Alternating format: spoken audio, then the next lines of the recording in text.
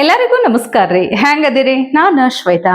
ಜಗತ್ನ್ಯಾಗ ನಡೆದಿರೋ ಸುದ್ದಿನ ನಮ್ಮ ಉತ್ತರ ಕರ್ನಾಟಕ ಭಾಷೆದಾಗ ಹೇಳಕ್ ಬಂದೀನಿ. ಮಸ್ತ್ ಚಾ ಕುಡ್ಕೋತ ಖಡಕ್ ಮಿರ್ಚಿ ಮಂಡಕ್ಕಿ ನೋಡ್ರಿ.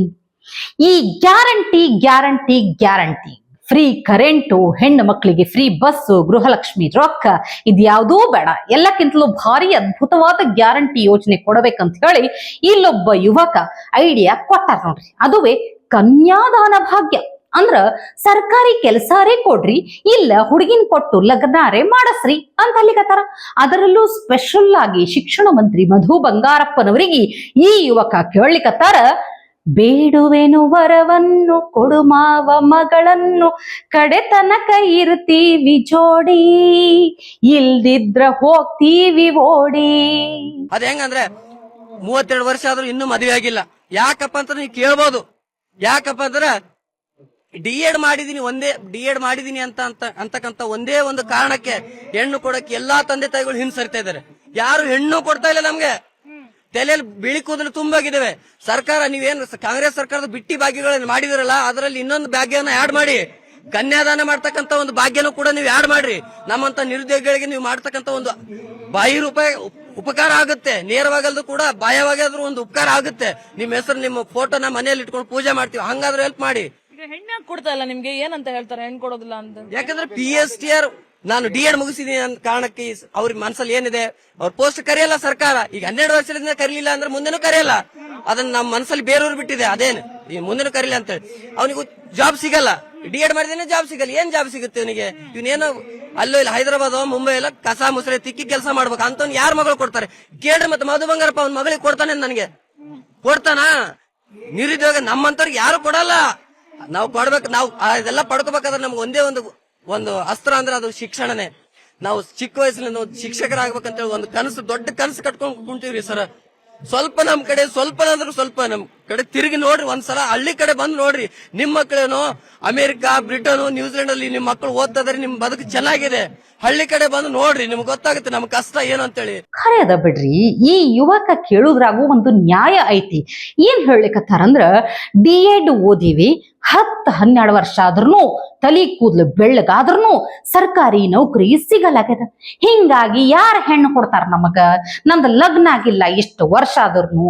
ಅದಕ್ಕ ಸೀದಾ ಮಧು ಬಂಗಾರಪ್ಪನವರ ಜೊತೆಗೆ ಸಂಬಂಧ ಕುದುರಿಸ್ಬೇಕು ಅಂತ ಅಲ್ಲಿಕತ್ತಾರ. ಕರೆಕ್ಟ್ ಆಗೈತಿ ಬಿಡ್ರಿ. ಆದಷ್ಟು ಜಲ್ದಿ ಇವ್ರಿಬ್ರದೊಂದು ಮೀಟಿಂಗ್ ಫಿಕ್ಸ್ ಮಾಡ್ರಿಪ್ಪ, ಅವಾಗ ಹಾಡಬಹುದು, ಇನ್ನು ಗ್ಯಾರಂಟಿ ಯುವಕರ ಕಲ್ಯಾಣ ಅಂತ ಅನ್ಬಹುದು ನೋಡ್ರಿ. ಅಲ್ಲ, ಆ ಯುವಕ ಏನೋ ಪಾಪ ಮಾವ ಮದುವೆ ಮಾಡದಿದ್ರ ಡೇಂಜರ್ ನೋಡು ಅಲ್ಲಿಕತ್ತಾರ. ಇವ್ರ ಹೆಣ್ಣು ಕೊಡುದಂತೂ ದೂರದ ಮಾತು. ಇವರಿಗೆ ಕೊಟ್ಟಿರುವಂತಹ ಜವಾಬ್ದಾರಿ, ಮಂತ್ರಿ ಸ್ಥಾನ ಸರಿಯಾಗಿ ನಿಭಾಯಿಸಿದ್ರ ಸಾಕನ್ನಿಸ್ಲಿಕ್ಕತ್ತದ ನೋಡ್ರಿ. ಮತ್ತಿನ್ನೇನ್ ಅವ್ರದೇ ಸ್ವಂತ ಸೊರಬ ಕ್ಷೇತ್ರದ ಗ್ರಾಮದಾಗ ರೋಡ್ ಅನ್ನೋದು ರೋಡ್ ತರ ಇಲ್ವೇ ಇಲ್ಲ. ಪಕ್ಕ ಭತ್ತ ನಾಟಿ ಮಾಡುವಂಗ ಗದ್ದೆ ಆಗ್ಬಿಟ್ಟೈತಿ ರೋಡ್ ಅಂದ್ರ.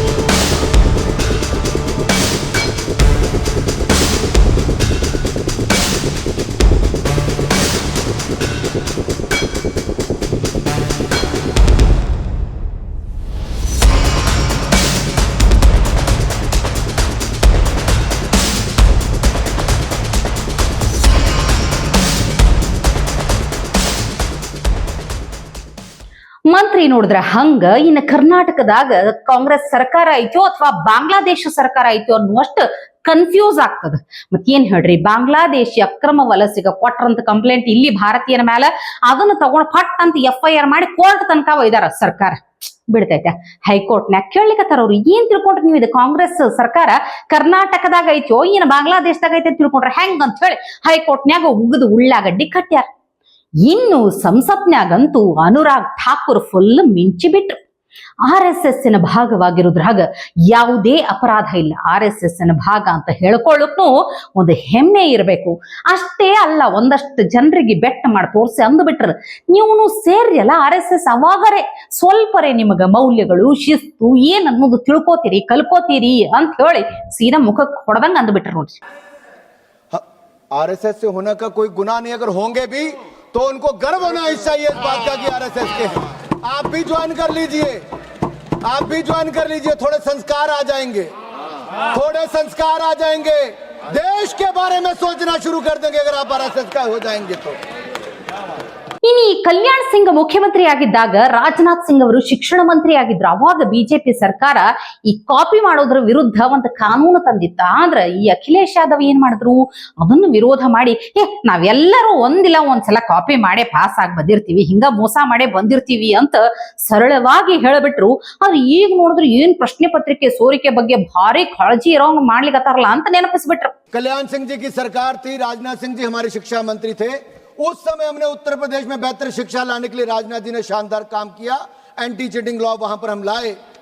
लेकिन अखिलेश यादव जी और मुलायम सिंह से जब मैं पूछना चाहता हूं, जब उस समय मुलायम जी थे, क्या भाषण देते थे?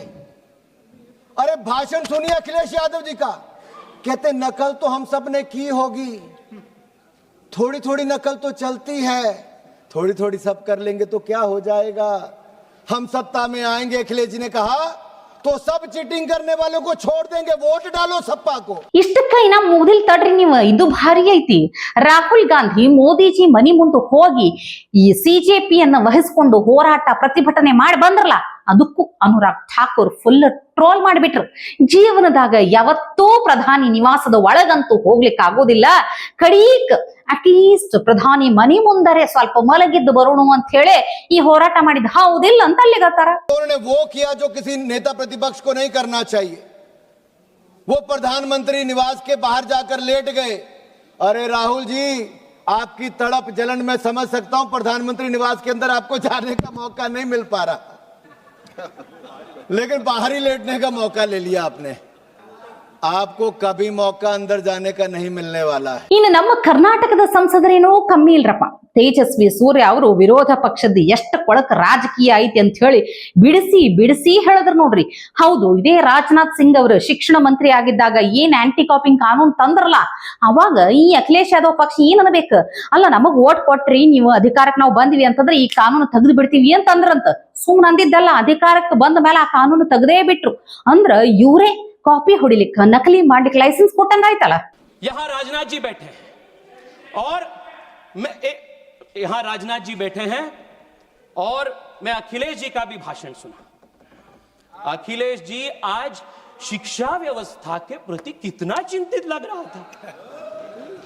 अध्यक्ष जी, 1993 में भारतीय जनता पार्टी की सरकार जब थे और जब राजनाथ जी मुख्यमंत्री थे, then Rajnath ji had introduced an anti-copying law.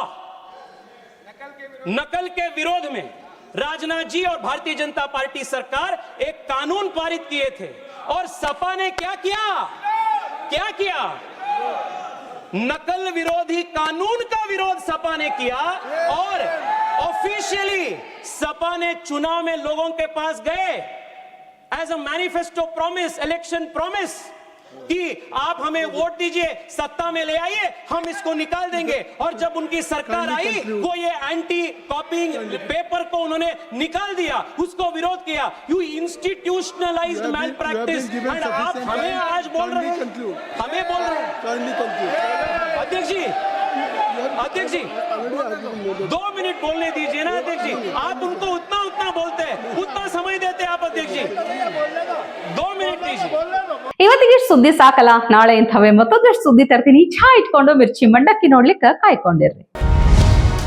TV Vikrama, ದೇಶ ನಿಮ್ಮ ಕೈಯಲ್ಲಿ.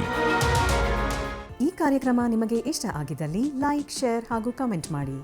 ಟಿವಿ ವಿಕ್ರಮದ ಕಾರ್ಯಕ್ರಮಗಳನ್ನು ನಿರಂತರವಾಗಿ ವೀಕ್ಷಿಸಲು ಸಬ್ಸ್ಕ್ರೈಬ್ ಮಾಡಿ ಬೆಲ್ ಐಕನ್ ಒತ್ತಿ.